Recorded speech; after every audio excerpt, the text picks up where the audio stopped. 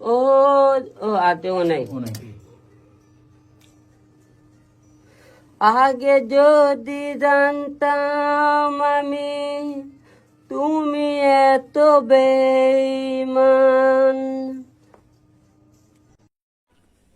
বাবা হিরু, বাবা আলম, বাবা তুমি কি আমাদেরকে কোনোদিন মাফ করতে না বাবা? বাবারে শুনলাম তুমি নাকি আবার নতুন করে কি আরো কিছু নতুন শব্দ বোমা কি তুই লঞ্চ করছো বাবা? বাবারে আর কত শব্দ দূষণ করবি রে বাবা? বাবারে লাস্টবার তুই যেই শব্দ দূষণকারী বোমাটা মারছিলি বাবা, ওই বোমার ট্রমা থেকে পুরো বিশ্ববাসী এখনো বাড়িতে পারেনো। আয় নিজে বাড়িতে মারিনো।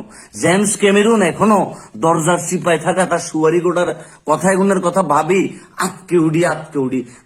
জ্যাকের মা, জ্যাকের ভাই, জ্যাকের বোন, জ্যাকের সৈদ্য গোষ্ঠী, জ্যাকের আত্মীয় স্বজন, তাদের আপকামিং গোষ্ঠী ব্যাগুন বঙ্গোপসাগরের ভিতরে যাই আলগুসে ডুব দি বই থাকছে।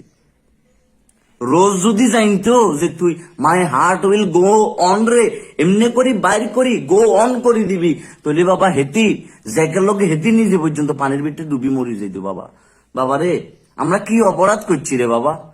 তুমি একের পর এক নতুন নতুন শব্দ বোমা এগুলো লঞ্চ করি আমাদের কানগুলাকে কেন এইভাবে শাস্তি দিতেছো বাবা?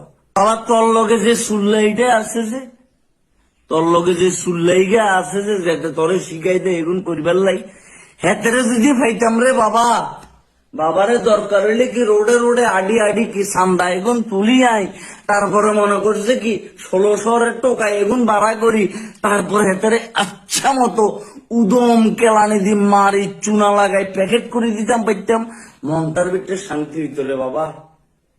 বাবা আর তো পাইতেছি না বাবা। বাবা পুরা বাংলাদেশে ন পুরা বিশ্বের ভিতরে যদি কি ভোট করা হয় যে কার কণ্ঠ সবচেয়ে ভালো, তোমরা তো যন্ত্রণার মলম তো তিনগা বাবা, রানু খেলা, তারপরে যে ভুবন বাদ্যকর আর হচ্ছে তুই মলম বাবা, তলে দেখবে এখানেও তুমি ফেল বাবা, এইখানেও তুমি ফেল যে তোমার কণ্ঠটা এমন একটা জিনিস সে বাবা, বাবারে বোম লাগে না, তুই খাইলে মুখ দিয়ে হ্যালো এটা বললে হয়ে যায়, শেষ ধ্বংস চারোদিকে। মাফ করি দে রে বাবা হিরু, আর যন্ত্রণার মলম লাগাইছা আর লাগাইছা রে বাবা, আঙ্গরে মাফ করি দে। আর কান এগুন ফসি গেছে মনা, ফসি গেছে।